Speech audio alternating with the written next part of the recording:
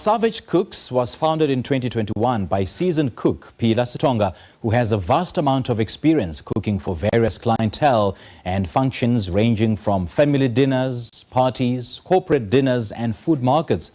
The company offers quality food products and customer service characterized by reliability, honesty and integrity.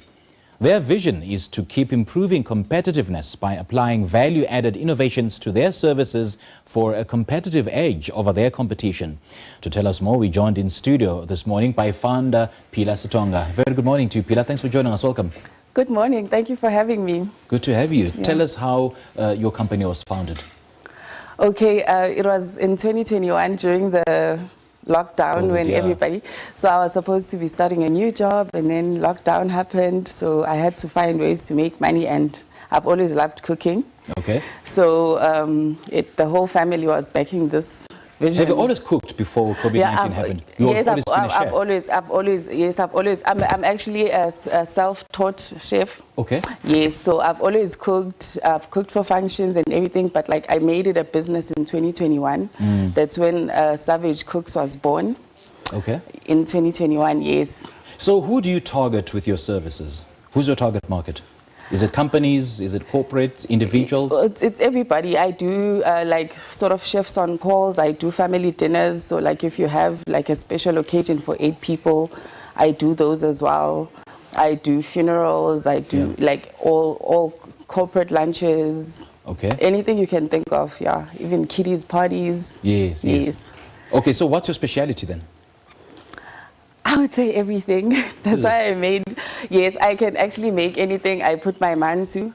I always tell my clients when they say, so what can you make for us? I'm like, no, tell me what you want and then I'll try and make it. So the burgers became like... But there's one food that is always unique to you, that in as much as you can make everything, but I'm sure there's one unique food that everybody can just connect with you. It'll definitely be the oxtail. Ah, the oxtail. It'll definitely be the oxtail, yes. And I see you have it here.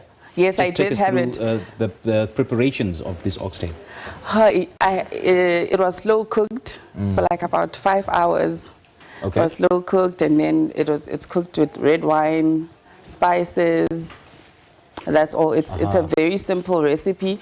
If you get good oxtail, then you don't need to. Or in a normal pot? No, in a normal pot. I've tried it with a pressure cooker and it shreds it.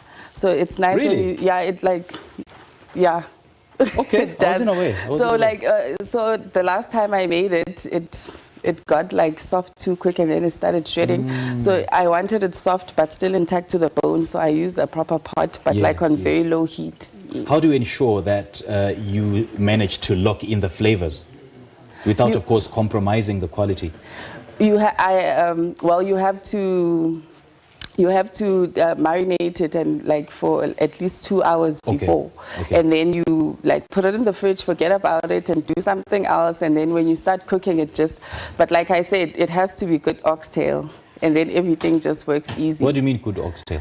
Like you have to find a good supplier for good oxtail, then it cooks, like it just absorbs flavor easy, like I said. Like what makes a good oxtail? Like is there different grades of quality?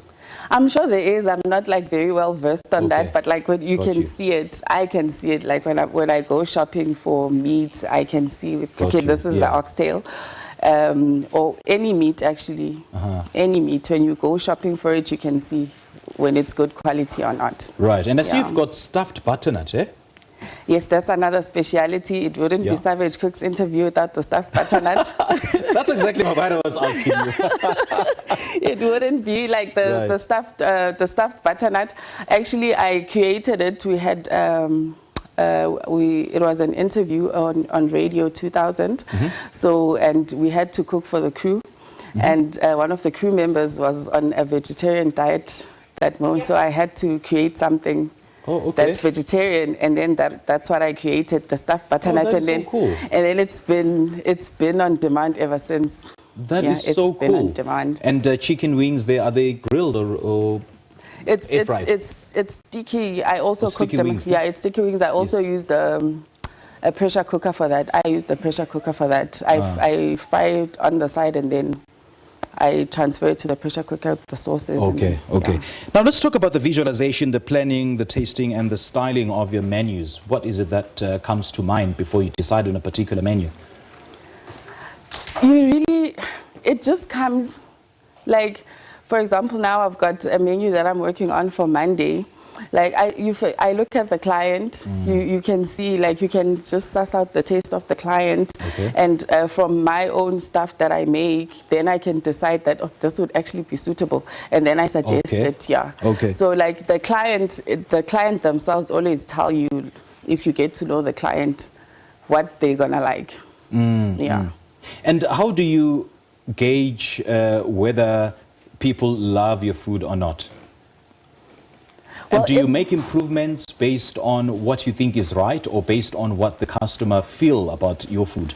Oh no, I take constructive criticism. So if there was anything that was, so for me, like when I'm cooking the food, like when I was preparing this one, if I keep making myself a little dish on the side, like I know that that's Okay. going to be a good one. Like if I'm enjoying the food, I know that the next person, that's how I started cooking in the first place. Yeah. Because I knew that I enjoyed this food. When I first made oxtail, I enjoyed it, and I was Yes, like, another person would enjoy it. So I always just go on that. Like when I've cooked something that's not so great, I know. Yeah, I quite like what you said, that you always take constructive criticism.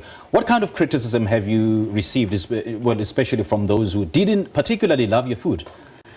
Well, I remember it was at a market. Yeah. And the burgers, so the rolls were sitting like in sunlight, and they sort of got a bit hard on the side. And I was so excited. I was launching the burgers, and these kids came and said, no, this burger was so hard.